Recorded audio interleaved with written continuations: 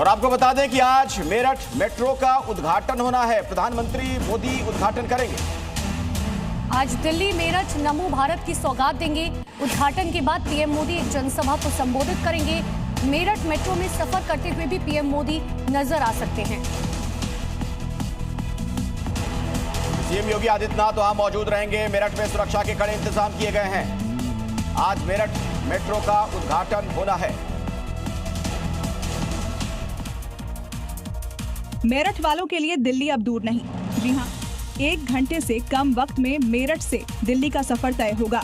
PM पश्चिमी उत्तर प्रदेश के इस शहर में शताब्दी नगर नमो भारत स्टेशन पर मेरठ मेट्रो और नमो भारत ट्रेन को हरी झंडी दिखाकर रवाना करेंगे। प्रधानमंत्री वहां से मेट्रो से मेरठ साउथ स्टेशन तक जाएंगे और दोपहर करीब 1 बजे मेरठ में लगभग 12,930 करोड़ रुपए की विभिन्न विकास परियोजनाओं का उद्घाटन करेंगे।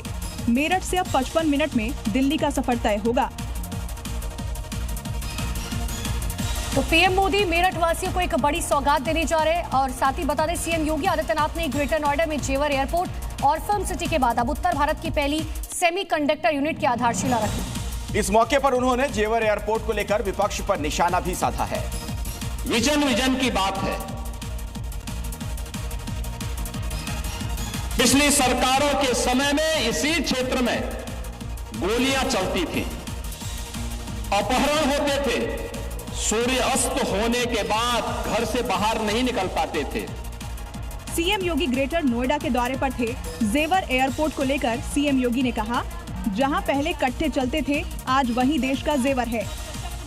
आदरणीय प्रधानमंत्री जी के मार्गदर्शन में, उनकी विजनरी लीडरशिप में ये जेवर न केवल उत्तर प्रदेश का बल्कि भारत का भी जेवर बनकर के उभर रहा है। सीएम योगी यहां प्रदेश की पहली display driver semiconductor offset unit के शुभारंभ पर पहुंचे थे, जिसमें पीएम मोदी भी वर्चुअली जुड़े। उत्तर प्रदेश के मुख्यमंत्री योगी आदित्यनाथ न सिर्फ प्रदेश का विकास कर रहे हैं बल्कि देश की शान भी बढ़ा रहे हैं। अब योगी के उत्तर प्रदेश में ऐसी चीजों का उत्पादन हो रहा है जो न सिर्फ दुश्मनों के छक्के छुड़ाने के लिए काफी है, बल्कि रोजगार के नए अवसर भी खोल रहा है।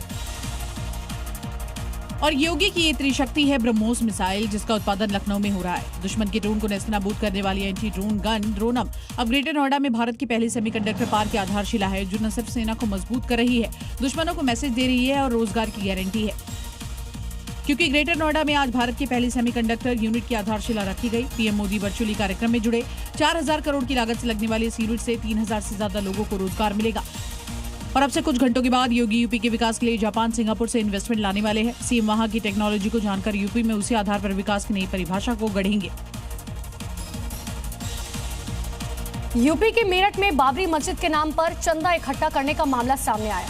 दरअसल आरोप यह है कि मेरठ के व्यापारियों ने लगाया है। उनका यह कहना है कि मुस्लिम समुदाय के लोग आते हैं और उनके घरों दुकानों में घुसकर चंदा मांगते हैं, और इसी के बाद उन्होंने इसकी शिकायत पुलिस में की है। लगता है कि साजिश के तहत आ रहे हैं। कोई तो कहता है मस्जिद के नाम पे है, कोई कहता है कि मदरसे के नाम पे है। शिकायत के बाद पुलिस अलर्ट है, क्योंकि योगी साफ कर चुके हैं कि बाबरी कयामत तक नहीं बन पाएगी। कयामत के दिन तक भी कभी, कयामत का दिन तो कभी आना ही नहीं है, और इसलिए बाबरी ढांचे का पुनर्निर्माण कभी होना ही नहीं। रमजान का महीना हो और लाउड स्पीकर पर राजनीति ना हो तो सियासत अधूरी सी लगती है। लेकिन हमारे सियासतदान इसका पूरा ख्याल रखते हैं, तभी तो यूपी में एक बार फिर से डीजे बनाम लाउड स्पीकर पर सियासी वार पलटवार शुरू हो गया। लाउड स्पीकर को लेकर सीएम योगी पहले ही अल्टीमेटम दे चुके हैं।